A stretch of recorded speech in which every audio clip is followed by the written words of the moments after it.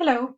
In this video we are looking at the vector product of two vectors, also known as the cross product because it's denoted with a cross.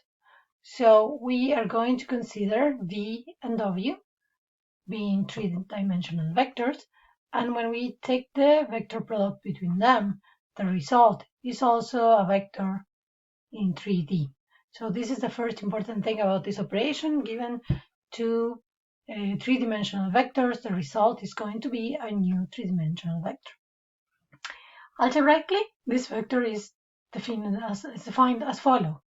Let's say we have the coordinates of the first one of our vectors, v1, v2, v3, and we are doing the cross product with a vector with coordinates w1, w2, w3.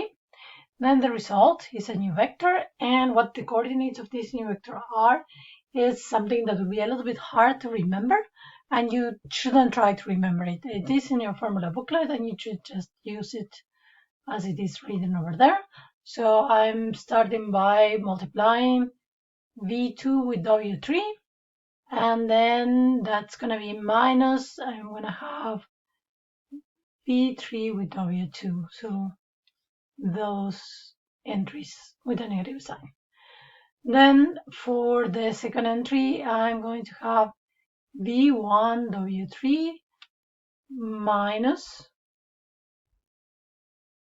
w1 v3, but all of this with a negative sign in front.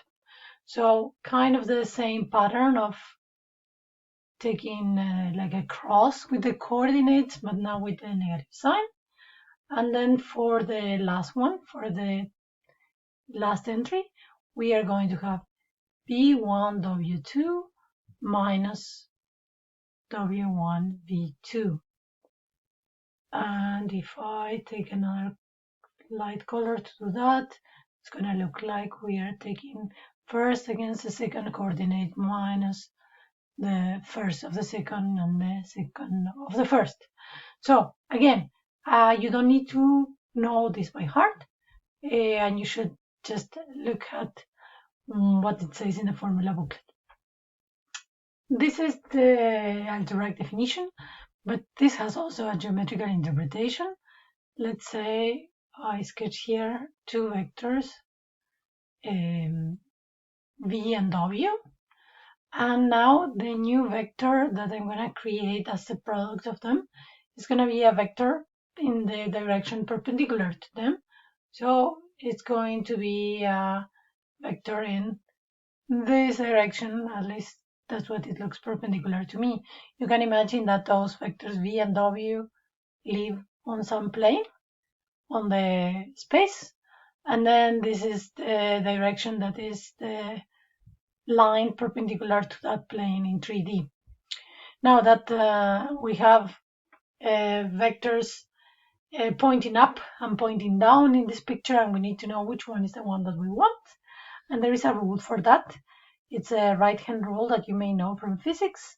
So if you use your right hand and you curl your fingers going from V to W, so those are fingers, sorry about the ugly picture, swear those are fingers, yeah, then the vector is going to point in the direction of your thumb finger. That's a thumb finger over there. My God, it's terrible. Yeah, so if I sketch here this pointing up, that's the direction of V cross product W. So direction V cross W. I say only direction because we also need to know, once we know the direction, how the vector is pointing, we need to know the size of the vector. That's going to be given also in a little bit. But for now, I just want you to keep in mind that we obtain a new vector that is perpendicular to the two vectors we start with, and that it points in the direction given by the right-hand rule. Before we look at the length of that vector, I want to mention a few of their properties that we get. So let me say that A, B, even C and D are 3D vectors. We are going to see that if we do the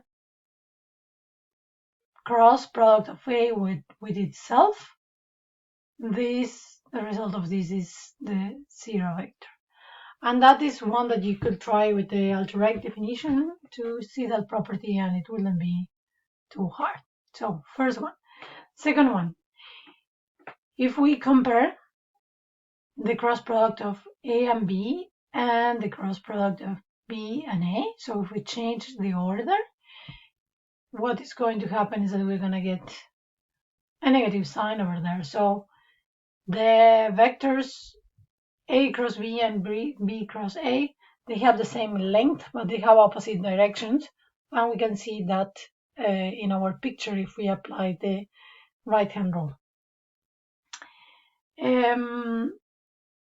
We can write also some kind of distributed property, and it will look a little bit complicated, but I'm going to write it anyways. Let's say we have A plus B, and we wish to take the cross product of this with C plus D. So this is a totally legal operation because A plus B is going to be a new vector, C plus D is going to be a new vector as well, and then we can do the cross product and get a new vector. And we can get that new vector applying some kind of distributive property where we take the cross product of each vector on the first bracket against the vectors in the second bracket. So A cross product C plus A cross product D plus B cross product C, and we have to be always careful about the order because the order matters in this operation. And then the last one, B cross product D. Let's see a few examples. Okay, we got the definition copied here, and for the first example, we want to consider the cross product of the unit vectors I, j, and k in all the possible ways we can do it. Notice that we don't need to write j cross I because we know that that's going to be minus I cross j and so on. So we need to look at the cross product of I with itself. But we saw the property before that the product of any vector with itself is 0. And so the same is true for j cross j and k cross k.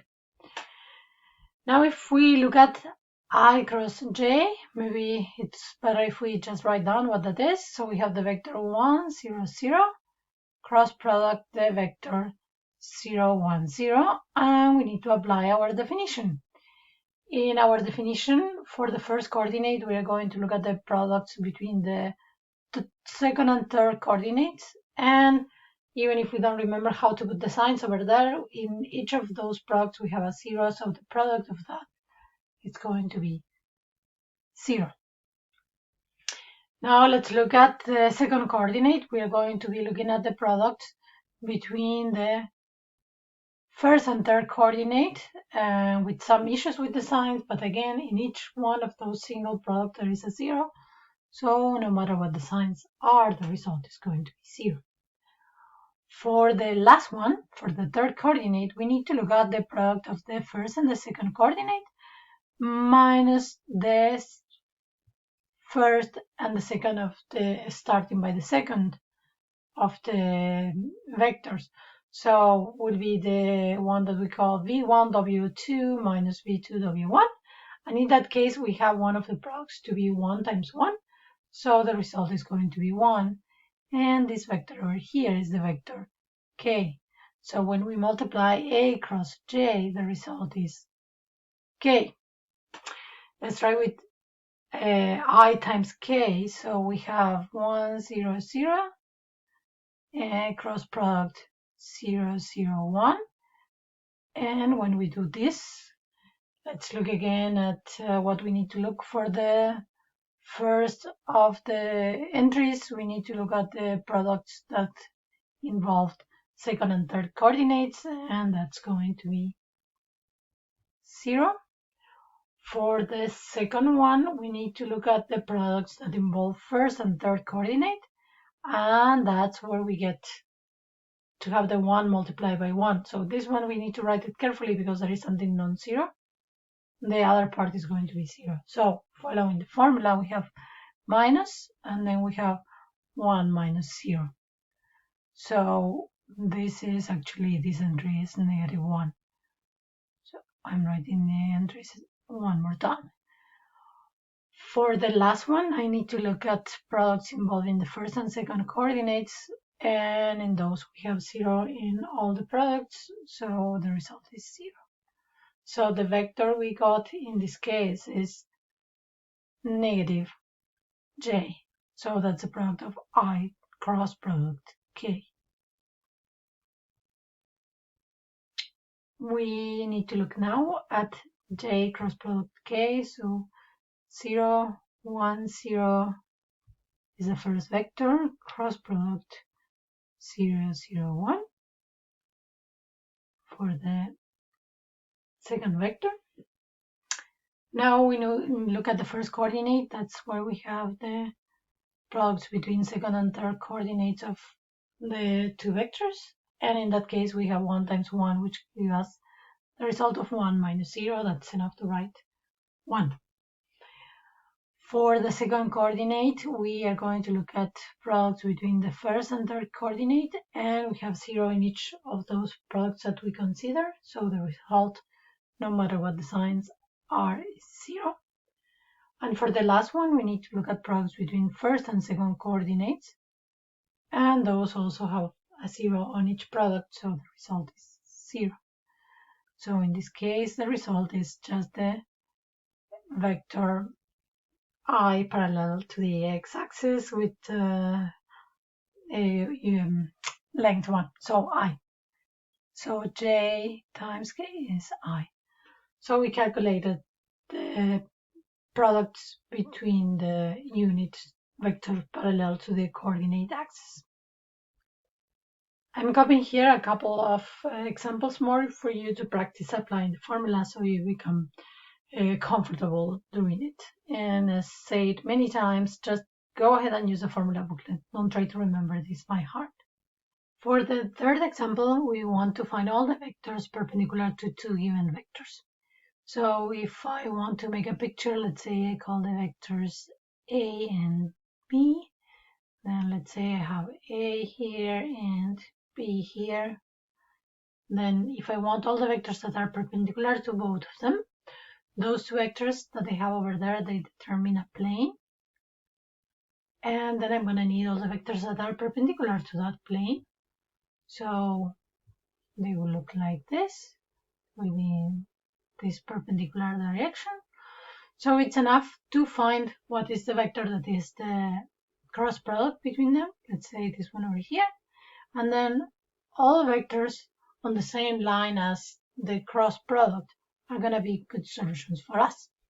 So let's go ahead and find find first the cross product between those two vectors. So 2, -1, and 3.